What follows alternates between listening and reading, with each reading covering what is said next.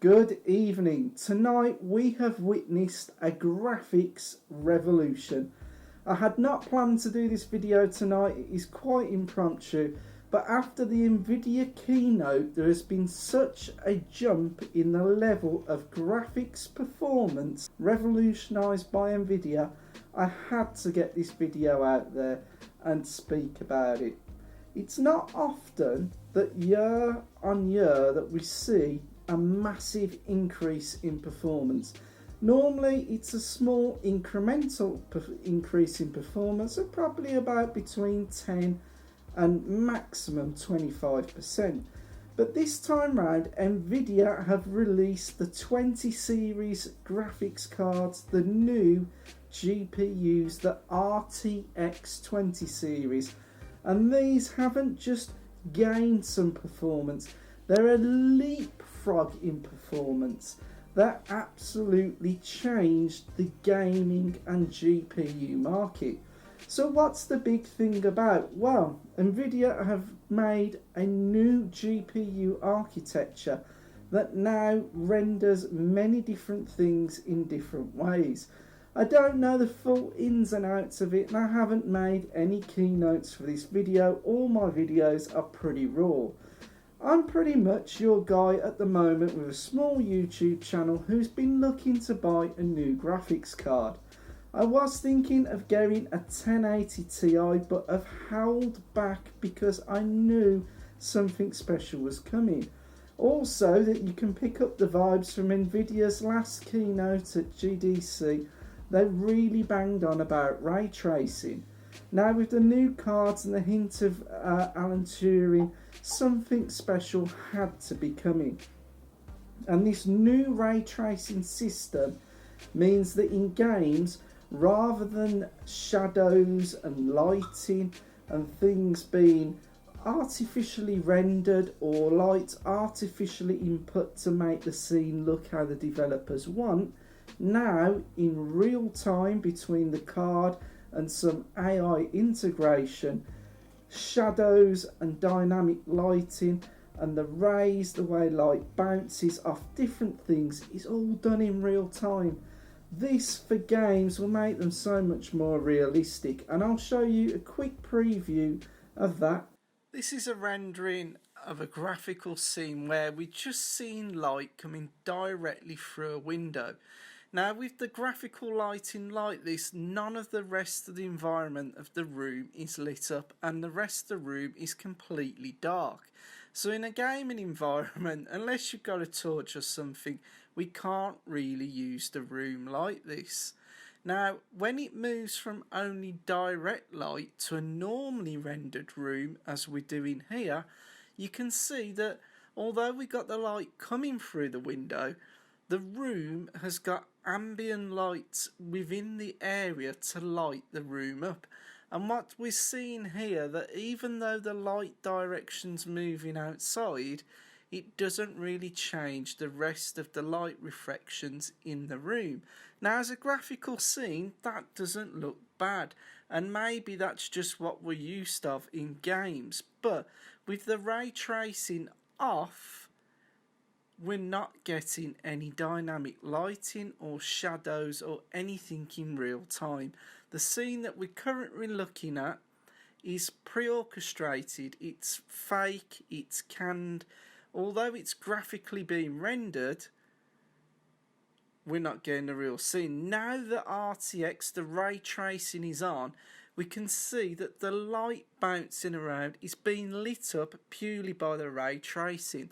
The light's coming through the window, it's casting dynamic shadows in real time, but not only that, only certain parts of the room are lit up. We can see that off in the far corner it's a lot darker than it is nearer to the front corner, and with the RTX, the ray tracing back off and back on, we can see the stark contrast in differences, and this is a graphical game changer for games. I've worked in IT for such a long time now that I know when I go to a sales pitch or a keynote that my bullshit detector goes off, when they seem to heavily focus in on one point. It's a bit like a magic trick with misdirection. While you're looking over here, you're not really thinking about what's over there. And although the performance, and Jensen is quoted as the new 2080 Ti Turing card has got 10 times the performance of a 1080 Ti, we're talking in this new ray tracing technology stroke graphical real-time rendering. What they didn't focus on and what they didn't actually mention was what is the performance outside of ray tracing. How does the new 2080 Ti compare to the 1080 Ti in older games? Now obviously, until cards get released, until NDAs got released, and we have people, tech tubers, YouTubers, people who get their hands on the cards start reviewing these cards, we don't have those performance we don't have those performance figures. And I'm going to be honest, does it matter? Because this new set of cards, the way they've built them up, is that the performance is so much better.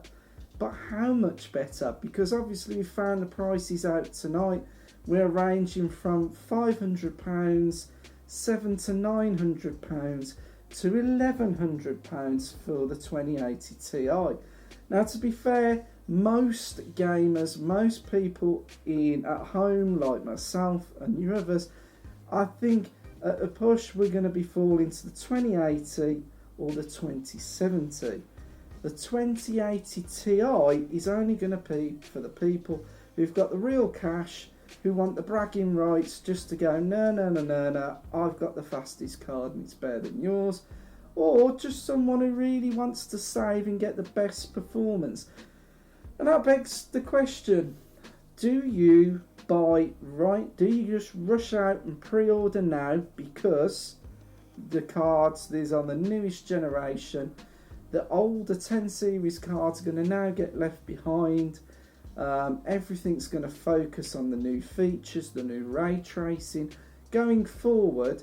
So you think if you are in the market like myself who wants to upgrade their graphics card, it'd be silly really not to pre-order now, because it's a supply and demand problem. If you sit back and you wait and you go to order, quite often what happens, everybody eats up the supply of the first cards, and by the time you get to getting a card, it's going to be well into next year. But in that time, you're going to find third-party card vendors start developing better cards, better overclocking, and better cooling. So, do you go out and buy now? Please let me know. Let me know in the comments below. What would you do? Okay, so from the keynote, I'm just going to fire up some of the specs about the new cards.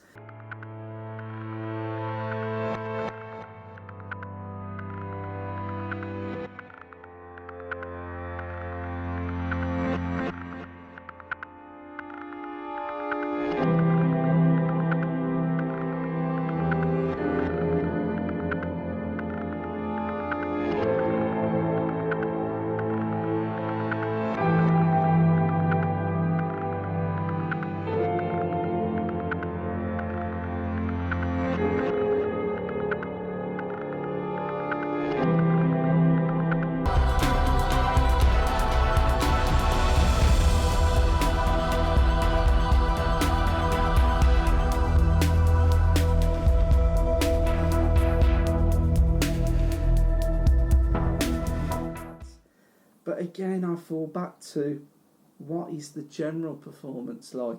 We've still got games, all of us that are 10 years old. I mean, how well will the 2080 Ti play Crysis? Well, I'm certainly on the fence at the moment for myself as what to do.